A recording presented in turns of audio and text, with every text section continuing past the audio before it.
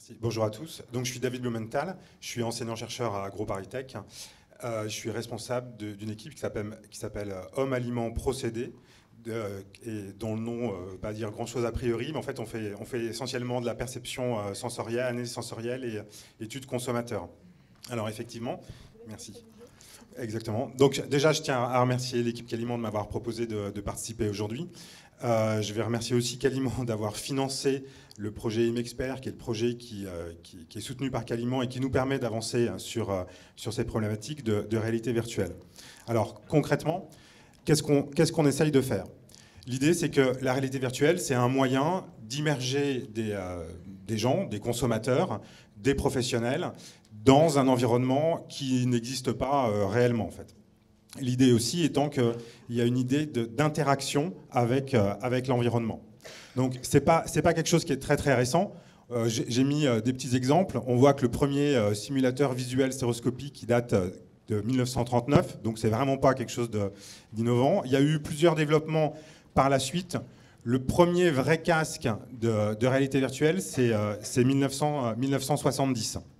Et puis à partir de là, il y a eu un certain nombre de développements, toujours dans cette idée d'immerger des humains dans un univers qui n'est pas réel pour l'instant.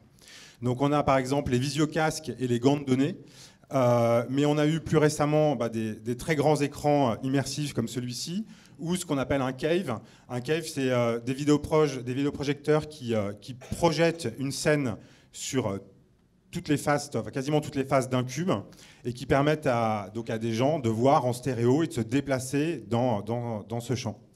J'ai un autre exemple ici. C'est un exemple. Alors, il s'avère que c'est un exemple de ma vie antérieure chez Renault, où on faisait de l'évaluation de planches de bord qui n'existaient pas dans un cave comme ça.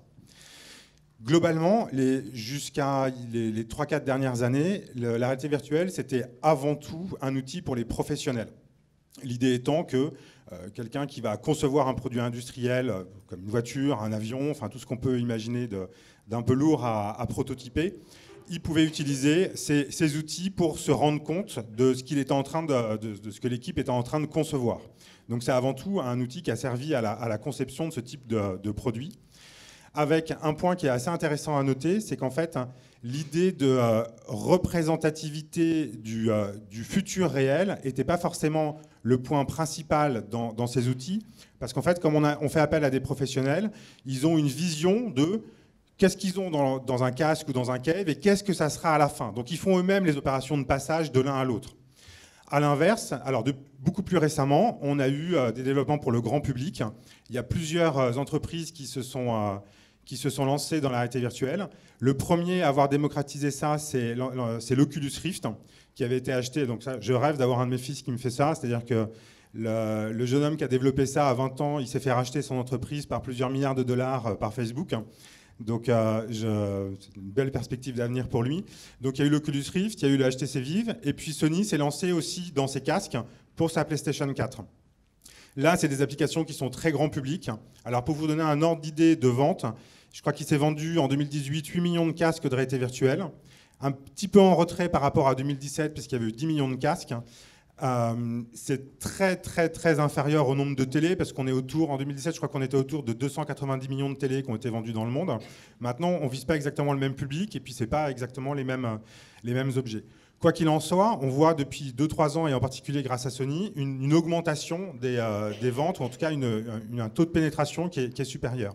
Là encore, il y a un problème en termes sensoriels, c'est quand on joue à un jeu vidéo, quand on a un grand public, on joue à un jeu vidéo, le réel n'a pas forcément de nécessité d'être présenté correctement. Ce qui compte, c'est l'idée de savoir ce qui se passe et on ne cherche pas à avoir une représentation extrêmement précise. Nous, dans notre projet, on va se placer entre les deux. On a besoin de mettre des vrais gens, donc des consommateurs, ce qui ressemble un peu à ce que fait Sony, mais on a besoin de leur montrer des produits qui sont très très proches de la réalité. Et en même temps, on veut une application qui est un peu professionnelle puisque c'est pour une aide à la conception. Alors, on n'est pas les seuls à se lancer là-dedans. Ici, il y a des exemples que j'ai représentés pour le e-commerce. Vous voyez sur la colonne de gauche, c'est ce qui se passe chez Decathlon. Alors, la dame, elle a un casque sur les yeux et elle est en train de regarder des tentes qui sont en vente virtuellement. Alors, ça paraît anecdotique. En même temps, c'est quand même assez malin. Parce que finalement, l'idée de se dire que j'ai pas besoin d'avoir toutes mes tentes qui sont dépliées dans mon décathlon, qui me prennent une surface folle au sol, et je peux quand même essayer de montrer à des gens comment ça se passe à l'intérieur, c'est une idée plutôt intelligente. Colonne du milieu, c'est Ikea. Alors Ikea, pour être honnête, je ne sais pas très bien pourquoi ils se sont lancés là-dedans, mais ils ont développé une cuisine virtuelle entière, avec, on peut changer les couleurs des placards, on peut fouiller dans les tiroirs, on peut faire cuire des boulettes de viande Ikea si on a envie. Il y a tout un écosystème qui est en train de se mettre. Alors on voit bien que ça va servir à vendre des cuisines à un moment ou à un autre. Pour l'instant, c'est juste un outil gratuit qui est mis à la disposition des gens. Un dernier exemple ici, c'est un supermarché dans lequel on va pouvoir voir ce qui se passe dans les linéaires. Et typiquement, en tant qu'industriel, je vais pouvoir savoir comment est vu mon produit, comment il est perçu dans le supermarché. Là, ça se passe dans un cave, c'est Dassault Systèmes qui fait ça. Donc en fait, il y a un peu de surface au sol pour pouvoir se déplacer. Mais l'idée, c'est que justement, je peux voir comment les consommateurs se comportent. Alors, nous, la première utilisation qu'on a de la réalité virtuelle, c'est pour l'évaluation sensorielle, et en particulier pour les études consommateurs, où on sait que le contexte d'évaluation a un rôle majeur dans la manière dont un produit va être apprécié ou rejeté par un consommateur. Donc cette idée de l'omniprésence de l'environnement et de son importance, c'est un point qui est très important en méthodologie sensorielle, parce que dans une grande majorité des cas, les produits sont évalués en box, comme ça, c'est les box qu'on a au labo. Alors les box, c'est super parce que c'est très contrôlé, on sait ce qui se passe, les gens ne discutent pas et tout, donc c'est très très bien. Par contre, c'est pas très naturel.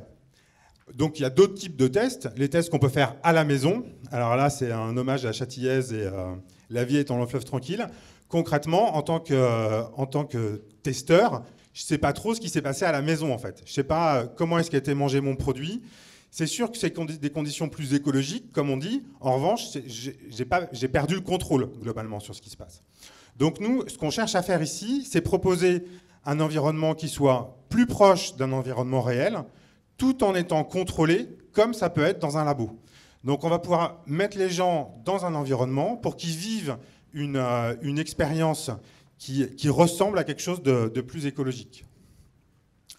Alors, il y a pas mal de labos qui se sont lancés dans cette course à l'immersion pour les tests consommateurs. Ici, je vous ai représenté ce qui se passe dans notre... alors, l'avantage d'un labo de réalité virtuelle, c'est que ça peut être moche, puisque les gens sont immergés dans un environnement qui n'est pas celui qu'ils voient. Donc ou pas très bien rangé, on va dire. Donc ça, c'est un exemple. L'idée, c'est qu'en fait, on se positionne sur un autre créneau que les labos habituels, entre guillemets, qui vont faire de l'immersion essentiellement avec des grands écrans, par exemple. Alors les grands écrans, c'est très bien, mais on perd le côté interaction avec l'environnement. Et les gens qui travaillent sur la réalité virtuelle savent bien qu'en fait, l'immersion, elle vient de l'interaction avec l'environnement de la personne qui est en train d'utiliser le moyen de réalité virtuelle. Donc concrètement, nous, on développe une stratégie avec des casques immersifs. Donc effectivement, il y a des démos. Alors je ne vous engage pas à sécher les présentations des autres, mais en fait, les démos, ça fonctionne toute la journée. Donc il faut garder une oreille distraite sur ce qui se passe ici aussi. Donc ça vous permettra de voir différentes choses qu'on est en train de développer. Alors, pour les perspectives, c'est assez simple. C'est une validité accrue des études consommateurs pour la R&D, puisque effectivement, on va essayer d'immerger les gens dans un autre contexte, dans un contexte plus proche de la vraie vie. Il y a une partie qui concerne l'ingénierie sensorielle des aliments. Ici, je vous ai représenté des céréales pour le petit déjeuner. Et en fait, qu'est-ce qu'on voit? Enfin, je ne sais pas si vous vous rendez compte, mais en fait, ça, c'est un produit qui est scanné, donc c'est un vrai produit. Ici, j'ai représenté le produit tel qu'il est scanné, tel qu'on le voit dans le casque. Et ici, c'est le produit en 3D avec les petites, avant qu'on mette la texture dessus. Donc en fait, concrètement, qu'est-ce que ça veut dire? Ça veut dire que ce produit, je peux le modifier. Je peux mettre plus de pépites de chocolat, moins de pépites de chocolat, changer son aspect, changer un certain nombre de paramètres visuels qui vont m'aider à voir quel impact ça peut avoir sur le ressenti des consommateurs. Et aider évidemment au développement. Parmi les autres applications potentielles, il y a l'étude des interactions sensorielles. Alors ici, j'ai représenté une mini-expérience qu'on a fait avec les moyens du bord il y a quelques temps dans le labo.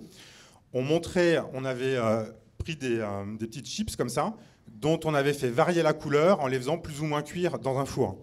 Et en fait, ce qu'on demandait aux gens, c'est de regarder la chips qu'ils étaient censés être en train de manger. On leur donnait une chips qui était en fait tout le temps la même, et on faisait varier la couleur du produit tel qu'ils pensaient qu'ils étaient en train de manger. Et concrètement, qu'est-ce qu'on a vu? On a vu que cette coloration, elle avait un impact sur la perception du gras et la perception du sucré, en fait. Donc ça, c'était un peu les moyens du bord, c'est un peu compliqué à installer. Typiquement, la réalité virtuelle nous permet d'aller bien plus loin en montrant par exemple tout le temps, enfin en faisant goûter tout le temps le même produit à des consommateurs, en changeant son aspect et en voyant quel impact ça a sur leur ressenti à eux. Typiquement, là, l'exemple sur les chips, on aurait pu imaginer par exemple, c'est de baisser la quantité de sucre, de sel ou de gras, puisque l'idée de brunir les chips donnait le sentiment aux gens qu'elles étaient plus salées, alors plus salées et moins grasses en l'occurrence sur celle-ci. Dernier point, je vais parler 2 secondes du projet. On est dans la phase où on fait la validation du rendu visuel des différents produits qu'on scanne. Donc en fait, on n'a pas d'alcool hein, pour l'instant, désolé. On a essentiellement du pain de mie, des cookies, des céréales de petit déjeuner. Et puis on est en train de développer différents environnements immersifs. Donc ça, c'est fait en collaboration avec le CSGA à Dijon et avec Catherine Dacremont. L'idée étant de trouver les moyens de représenter, justement, comme vous le disiez, un bar ou une cuisine. L'idée étant qu'en fait, autant un bar, c'est quelque chose qui peut être assez générique, autant une cuisine, c'est beaucoup plus compliqué. Je vais avoir du mal à vendre à des gens, entre guillemets, que je les mets dans leur cuisine alors que je les ai mis dans une cuisine. Donc on sait qu'il y a des environnements qui vont être plus faciles, pour lesquels ça va être plus facile de mettre les gens dans une stratégie d'immersion que d'autres. Voilà. Difficile de me mettre dans ma cuisine, par contre c'est facile de me mettre potentiellement dans un bar parce qu'il y a un certain nombre de marqueurs qui font qu'un bar est un bar.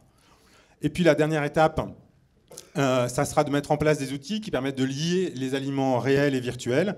L'idée étant que je puisse manger directement un cookie, par exemple, en le voyant progresser vers ma bouche et en pouvant le redéposer dans le casque, ce qui est pour l'instant pas encore le cas. L'idée étant que justement, ça va augmenter l'immersion face aux aliments qu'on est en train de tester. Voilà, je vous remercie pour votre attention.